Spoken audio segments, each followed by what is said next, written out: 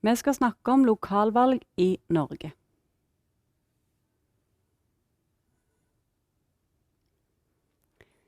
Vi er her for å snakke om lokalvalg i Norge og i Stavanger.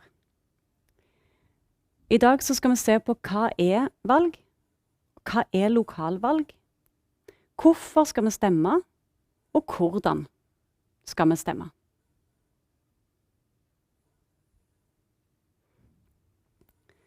I Norge så har vi to typer valg. Der er stortingsvalg, og så er det lokalvalg. Stortingsvalget skjer hvert 4. år, og lokalvalget skjer hvert 4. år. Men det er ikke samtidig. Det er 2 år imellom de to.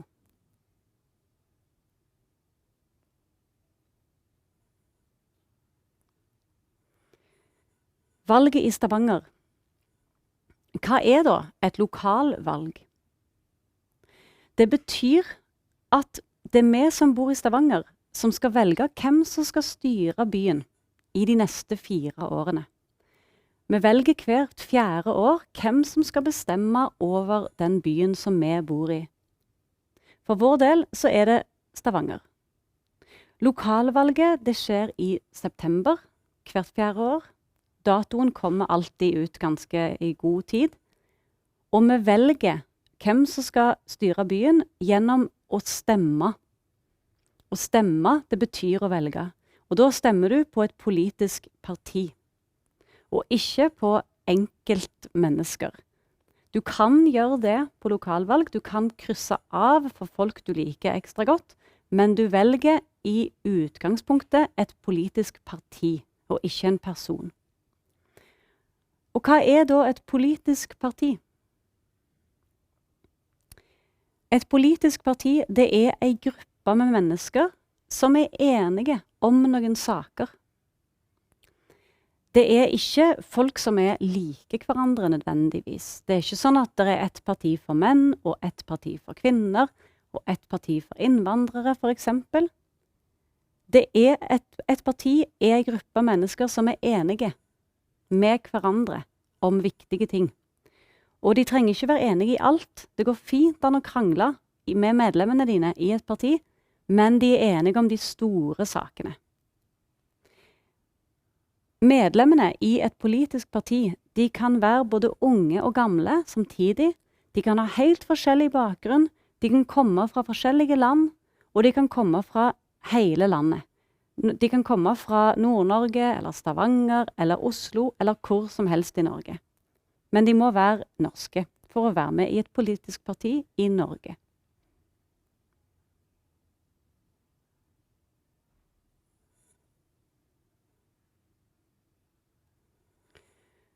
Hvorfor skal jeg stemme? Hvorfor er det viktig å bruke stemmeretten? Hvorfor er det viktig at akkurat jeg skal være med og velge hvem som skal styre i min by? Det er 2 gode grunner til at du skal bruke stemmeretten. Det første, det er at vi bor i et demokrati. Og demokrati, det betyr at det er folket som styrer. Det er folket som velger hvem som skal bestemme.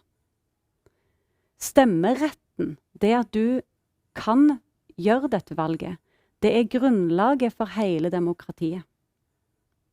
I stedet for at vi har en president som bestemmer hvor lenge den skal sitte som president, og ikke vil gå av, så velger vi hvert 4. år hvem som skal bestemme i landet, og hvem som skal bestemme i byen.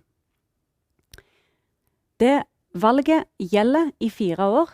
Du kan ikke angre etterpå, men du kan velge om igjen 4 år senere. Hvert 4. år så skal folket bestemme om de vil stemme på det samme, om de har vært gode nok, de som de valgte, eller om de vil prøve å bytte de ut.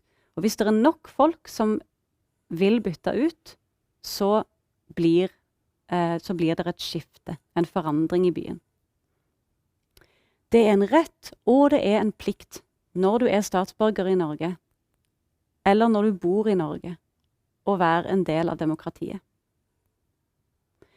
Nordmenn er ikke alltid gode nok til å bruke stemmeretten. Vi stemmer ganske godt når det kommer til stortingsvalget, når vi skal velge regjering. Men prosentandelen er ikke så veldig høy på lokalvalg. Derfor er det kjempeviktig at du bruker stemmeretten og stemmer når det er lokale valg.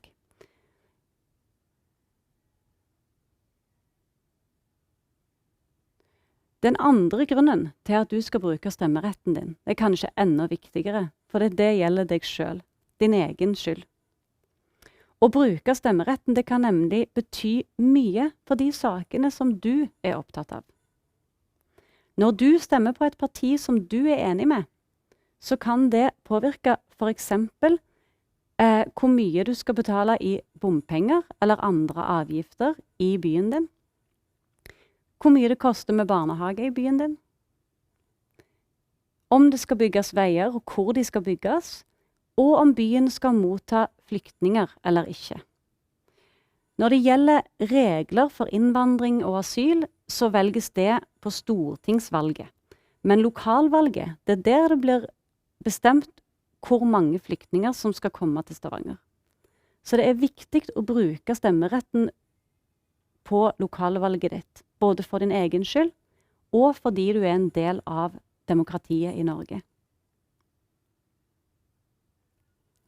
Og hvorfor skal akkurat innvandrere stemme? Det kan være at du tenker at jeg har ikke bodd så lenge i Norge, jeg kjenner ikke til alt i dette landet ennå, at du tror det er kanskje best at du ikke stemmer, og lar de som har bodd her lenger få lov til å stemme i stedet. Men det er veldig viktig at alle bruker stemmeretten sin, og de som er ganske nye i landet. For det er ikke så lett for andre å vite hva som er viktig for akkurat deg, eller hva som er viktig for din spesielle gruppe. Og når du stemmer, så forteller du politikerne og samfunnet og folka hva som er viktig for akkurat deg. Og de er nødt til å høre etter. Det er ingen som ser hvem du stemmer på. Valget er anonymt.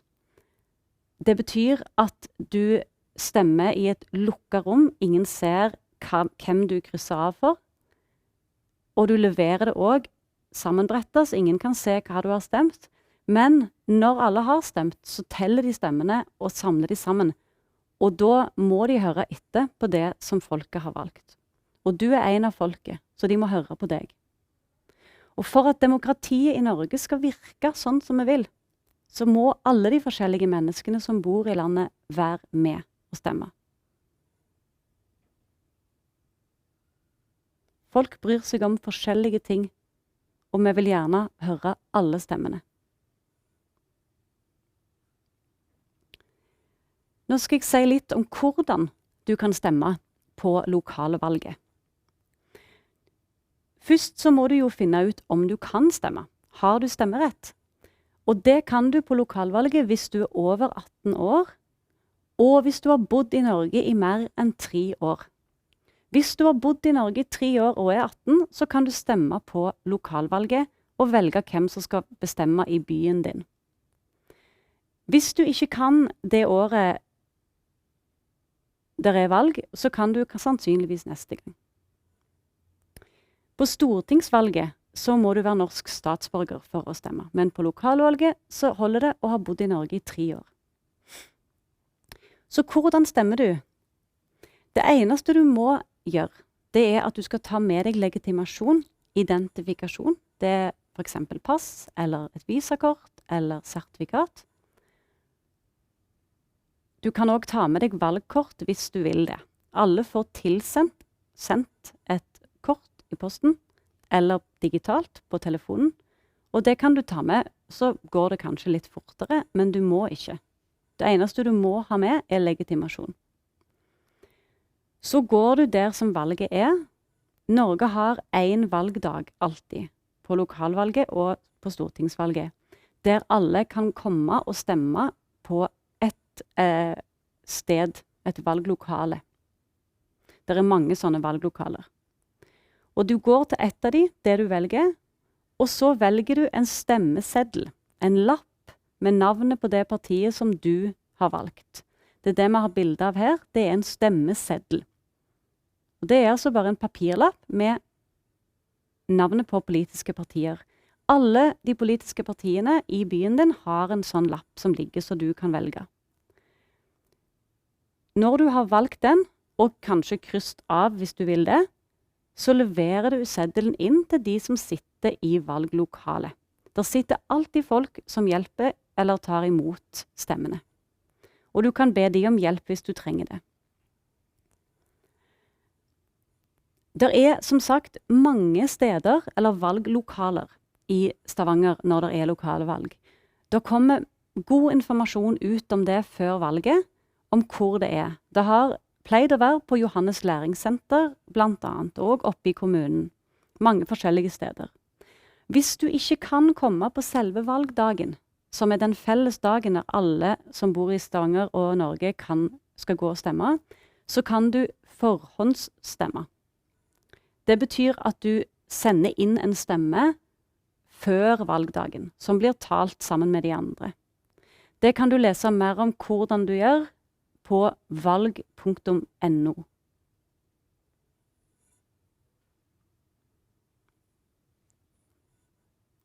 Så veien videre, hva skal du gjøre? Du må finne ut om du kan stemme det året der er valg. Har du stemmerett? Er du over 18 år?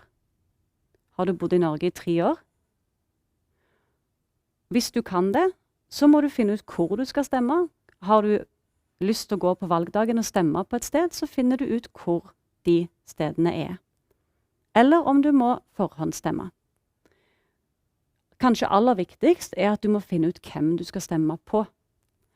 Alle de politiske partiene har masse informasjon om seg selv ute, for eksempel på internett.